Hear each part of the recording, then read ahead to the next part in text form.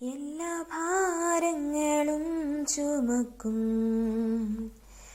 എന്നും താങ്ങി എന്നെ നടത്തും കർത്തൻ തൻ കരത്താൽ കണ്ണുനീർ തുടയ്ക്കും കാത്തുപാലിക്കുമെന്നെ നിത്യം. കർത്തൻ തൻ കരത്താൽ കണ്ണുനീർ തുടയ്ക്കും കാത്തുപാലിക്കുമെന്നെ നിത്യം. ദൈവവചന ചിന്തകൾ കേൾക്കുന്ന എല്ലാ മാന്യശ്രോതാക്കൾക്കും ക്രിസ്തീയ വന്ദനം. ഫിലിപ്പിയ ലേഖനം 1-ാം അധ്യായം 27-ാമത്തെ വാക്യം. ആ വാക്യത്തിൽ ഇങ്ങനെ ഒരു പ്രസ്താവന രേഖപ്പെടുത്തിയിട്ടുണ്ട്. ക്രിസ്തുവിൻ്റെ സുവിശേഷത്തിന് യോഗ്യമാം വണ്ണം മാത്രം നടപ്പീൻ എന്നുള്ള വചനമാണ്. ഒരു വീണ്ടെടുക്കപ്പെട്ട ദൈവ പൈതലിനെ സംബന്ധിച്ചിടത്തോളം അവരുടെ നടപ്പ് ദൈവസന്നിധിയിൽ സുവിശേഷത്തിന് യോഗ്യമാം വണ്ണം ആയിരിക്കുന്നു എങ്കിൽ മാത്രമേ അവരുടെ ജീവിതം കൊണ്ട് അവരുടെ വീണ്ടെടുപ്പുകാരനായ ദൈവത്തിൻ്റെ നാമത്തിന് അത് മഹത്വമായി തീരുകയുള്ളൂ എന്ന പദമാണ്.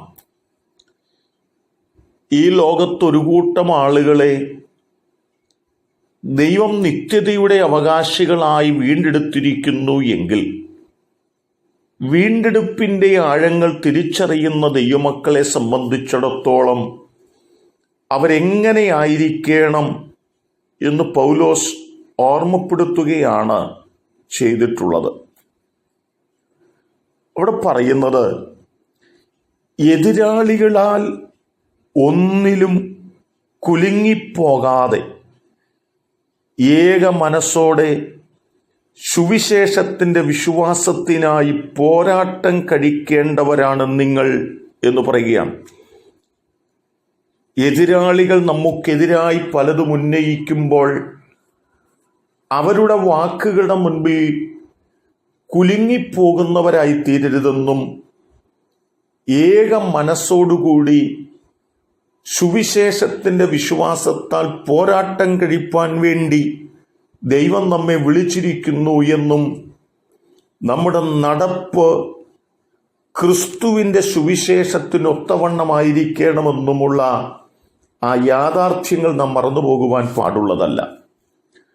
തീമോത്തിയോസിന് എഴുതിയ 1-ാം ലേഖനം 2-ാം അധ്യായം 9-10 വാക്യങ്ങൾ വായിക്കുമ്പോൾ ഒരു പദമുണ്ട്. ഔവണ്ണം സ്ത്രീകളും യോഗ്യമായ വസ്ത്രം ധരിച്ച് ലജ്ഞാശീലത്തോടും സുബോധത്തോടും കൂടെ തങ്ങളെ അലങ്കരിക്കണം. പിന്നിയ തലമുടി, പൊന്ന്, മുത്ത്, വിലയേറിയ വസ്ത്രം എന്നിവ കൊണ്ടല്ല, ദൈവഭക്തിയെ സ്വീകരിക്കുന്ന സ്ത്രീകൾ ഉചിതമാകും വണ്ണം സൽപ്രവൃത്തികളെ കൊണ്ടത്രേ അലങ്കരിക്കേണ്ടത്. ഒരു സ്ത്രീ എങ്ങനെയാണ് നടക്കേണ്ടത്, എങ്ങനെയാണ് അവർ അവരെ തന്നെ അലങ്കരിക്കേണ്ടത് എന്നുള്ള വിഷയത്തെ സംബന്ധിച്ച് ഇവിടെ ഓർമ്മപ്പെടുത്തുന്ന വാക്കുകളാണ്.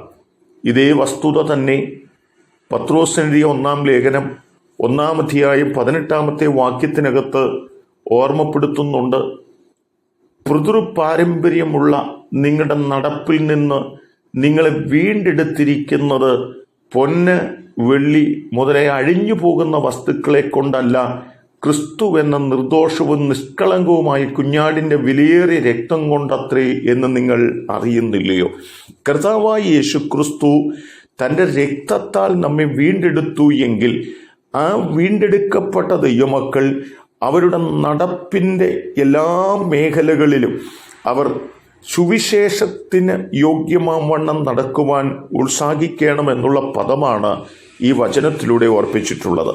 എന്നെ കേൾക്കുന്ന പ്രിയപ്പെട്ടവരെ, ദൈവത്തിൻ്റെ നാമത്തിൻ്റെ മഹത്വത്തിനും ദൈവനാമത്തിൻ്റെ പുകഴ്ചയ്ക്കും കാരണമായി തീരേണ്ടതിന് ദൈവത്താൽ വിളിച്ചു വേർതിരിക്കപ്പെട്ടിരിക്കുന്ന ഞാനും നിങ്ങളുമൊക്കെ ക്രിസ്തുവിൻ്റെ സുവിശേഷത്തിന് യോഗ്യമായ തലത്തിൽ നടക്കേണ്ടതിന് നാം നമ്മെ തന്നെ സമർപ്പിക്കുന്നവരായി തീരാം. അതിന് ദൈവം എന്നെ കേൾക്കുന്ന നിങ്ങൾക്ക് എല്ലാവർക്കും കൃപ നൽകട്ടെ. കരുണയുള്ള ദൈവമേ, നല്ല കർത്താവേ, ഞങ്ങൾ ഒരിക്കലും ദൈവനാമത്തിന് അപമാനമായി തീരാതിരിക്കേണ്ടതിനും ഞങ്ങളുടെ ജീവിതം കൊണ്ട് ദൈവനാമത്തിന് പുകഴ്ചയ്ക്ക് കാരണമായി തീരേണ്ടതിനും സുവിശേഷത്തിന് യോഗ്യമായ ഒരു യാത്ര ചെയ്യുന്നവരായി ഞങ്ങളെ തീർക്കണമെന്ന് ഞങ്ങൾ അങ്ങയോട് പ്രാർത്ഥിക്കുന്നു. ദൈവം ഞങ്ങളെ ഒന്നിച്ച് അനുഗ്രഹിക്കുന്നത് കൊണ്ട് സ്തോത്രം. യേശു കർത്താവിൻ നാമത്തിൽ തന്നെ ആമേൻ.